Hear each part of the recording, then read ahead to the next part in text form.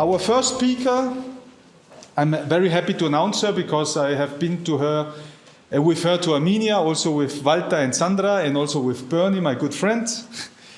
Dr. Melanie Gross has studied her Magister in Ancient Near Eastern Archaeology at the University of Innsbruck and the PhD in Assyriology at the University of Vienna. Currently, she is directing the online prosopography Prosobab together with Professor C. Warzeggers, I hope I pronounced it correctly, sorry, and working on private archives from late Babylonian Sipar. Welcome, please, Dr. Melanie Gross.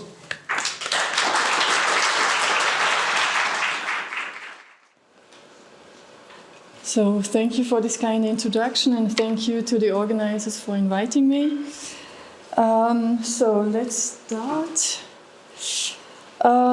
Speaking in barbarian terms, the Neo-Assyrian Empire and succeeding empires are categorized as patrimonial empires, which also included more rational or bureaucratic aspects. Next to the question of rationality, it is the genuine development of high-ranking office which concerns us here most. Using the example of the well-attested high-ranking office of the treasurer, we will explore the development of the designations associated with the office, as well as the type and purpose of the office over time and beyond changing political circumstances in the same region.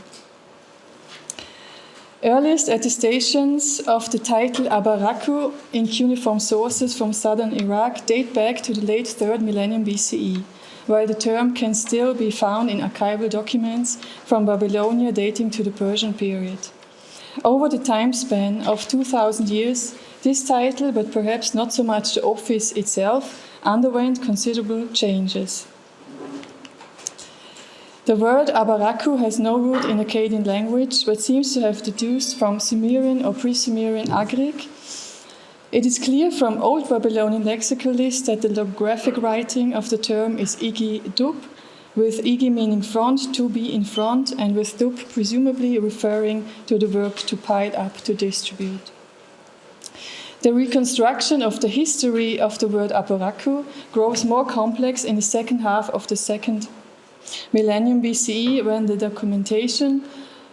the documentation of the Hurrian city Nuzi, the writing igidub is used for the Hurrian loanword mashennu. As a consequence, the term mashennu or masennu took root in the Assyrian vocabulary, where it was used as an equivalent of the title abarakku, and moreover is thought to have replaced the word abarakku entirely. While in the majority of cases, from the Middle Assyrian and the Neo-Assyrian documentation, the logographic writing lu igidub is used, there is little evidence for the syllabic writing of mashennu, and no evidence, as far as I am aware, for the syllabic writing abarakku. In view of the predominant logographic writing, it remains likely, though, that abarakku was still used as a synonym for masennu in oral communication. In the Neo-Babylonian and late Babylonian documentation, the use of masennu versus abarakku is similar. While usually the logographic writing lu igidub is used, syllabic writings in most cases refer to masennu. However, it is clear from standard Babylonian proverbs and from a few archival documents that the term abarakku did not disappear as a reading for igidub, and as an alternative rendering of the title masennu was still in people's minds in southern Mesopotamia. Now let's continue with the office as such. Beginning with the earliest attestations in old Akkadian texts, the abarakku appears as chief administrator of a household, first temple households, then also other households. Especially on the basis of Middle Assyrian and Neo-Assyrian documentation, one can draw a clearer picture of the office. In the Middle Assyrian period, masennu officials were appointed to the royal household, to district domains and private households. As their chief administrator, the masennu official managed the properties and the flow of goods of these domains. The social standing of the masennu, as well as the types of properties and goods he dealt with, varied from case to case and was dependent on the size and type of the household or institution he was appointed to. For the Middle Assyrian period, especially the chief sennu of the king and his responsibilities are well attested. As demonstrated by Stefan Jakob, he was a high-ranking official who was also appointed as heir eponym. He took care of the royal storehouse, the revenue, and the distribution of the goods therein. Due to the manifold sources of income of the state, including tax income, trade, tribute, and booty, the royal sennu managed produce of agriculture and livestock, but also raw materials like wood and precious metals.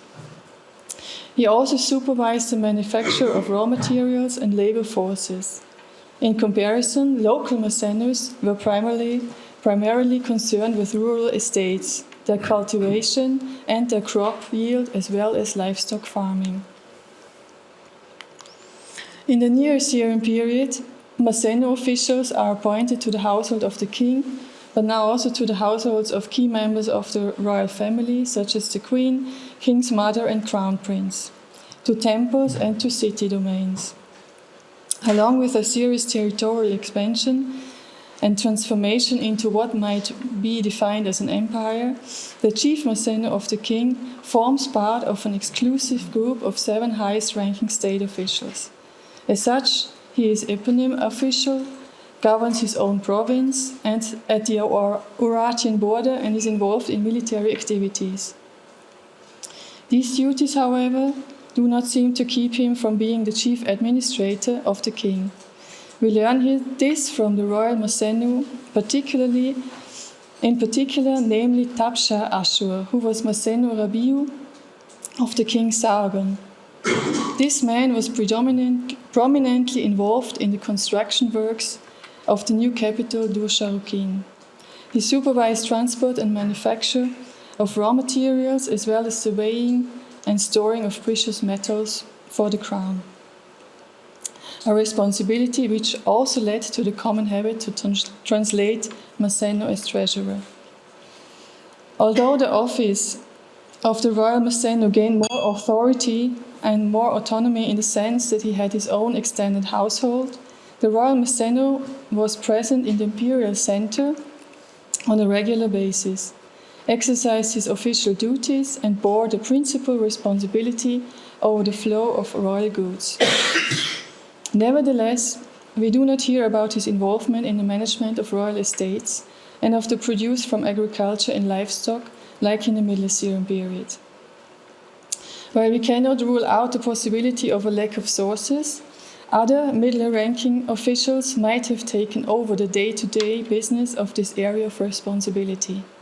On the one hand, these are middle-ranking managers of commodities, of agriculture and animal produce, such as oil masters and granary masters.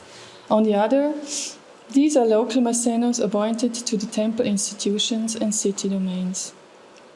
These officials probably took over the tasks of the royal sennu, inasmuch as the state income did not flow for redistribution through the imperial center, but was administered and allocated directly. Hence, while the royal sennu was still concerned with the royal domain and its resources, other officials, including local sennus, might have taken over the day-to-day business of this overall responsibility. The sennu survived into the Neo-Babylonian period. In fact, this office was, together with several other offices, taken over from preceding Assyrian administration, which had controlled Babylonia during its final about 100 years. The so-called Hofkalender of Nebuchadnezzar, a comprehensive, though unfortunately broken, list of officials who contributed to the construction of the new palace, mentions the sennu, which must be identified with the royal sennu at the very beginning of this enumeration. He was one of the highest-ranking state officials, if not the highest-ranking state officials in Babylonia at that time. Similar to the Middle Assyrian period, the sennu was in charge of a storehouse, the Beit Masheni, which contributed to the maintenance of the palace, by the deliveries of natural produce. Similar to what can be observed in Assyria, also local Macennus have been active in Babylonia, who, according to Michael Jurse, were in charge of the water system and the delivery of agricultural products to the crown and the governance of royal land. After the Persian conquest, when Babylonia had become a Persian province, the office of the Masennu still occurs in the documentation of Babylonian archives. In particular, the private archive of the Murashu firm from Nippur. The role of the local Masennus does not seem to have changed. They manage land and is produced on behalf of the crown. However, due to the change of power, the office was now held by Persians, which were subordinate to the provincial governor or satrap, or a member of the Persian royal family. From the 8th century, another official who was in charge of precious commodities on behalf of the crown comes into view, namely the Rab kāṣiri, who, according to the literal meaning of his title, chief tailor, was head of the tailors. Especially an anonymous letter sent to the king Esarhaddon gives some hints on his actual function. In his letter, the son of Tarzi, city scribe of Guzana, is said to act as the Rab kāṣiri of a certain Ashur-seri Ibni. As his Rab kāṣiri, he takes care of the golden bracelet, the golden dagger, and the parasol of Ashur-seri Ibni, as if the latter was a king.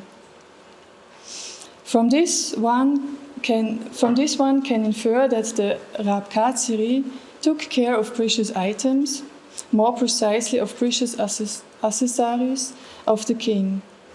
Furthermore, it indicates that the Rab kāṣiri was exclusively appointed in the service of the king, which is confirmed by the other available sources, though there are not that many. One could tentatively compare the Rab kāṣiri with the intendant who oversaw the royal clothing and armor at European royal courts. Another peculiarity of the Rab kāṣiri is that he is omnipresent in Babylonia at times of Assyrian sovereignty. While in Babylonia he seems to have had a military function, he also occurs as being entrusted with the transport of silver. The Rab kāṣiri's activities in Babylonia stand out from the sources thanks to one specific individual, namely Milki Ramu. As Rab kāṣiri, this man was prominently involved in Babylonian affairs at the time when Ashurbanipal's brother Shamash-shum-ukin was king of Babylon, and also in the Elamite Wars in the late 650s and perhaps even longer. As the only Rab kāṣiri, he was appointed as eponym in the year 656, and despite his increase of power and influence, he never joined the exclusive club of magnates and remained subordinate to them, as is clear from the chain of command visible in the letters. As a consequence, he was also subordinate to the Masennu Rabiu, mentioned earlier, and might have been directly subordinate to him, as he is listed together with his magnate in administrative documents, but always only in second place. During the Neo-Babylonian times, the Rab kāṣiri is involved in the payment of wool on behalf of the palace, and is regarded as the actual treasurer who administered the royal treasury and its precious commodities. In view of the role the Rab kāṣiri already had in the late Neo-Assyrian times, and hence the development he had gone through prior to the end of the Neo-Assyrian Empire, there does not seem to be a big chance that the Neo-Babylonian period does not seem to be a big change in the Neo-Babylonian period for this office. As regards his ranking in the bureaucratic hierarchy, he is listed third in the already mentioned Hofkalender of Nebuchadnezzar, following the Masennu and the Rab Nuchatimi, the literary title translated chief cook.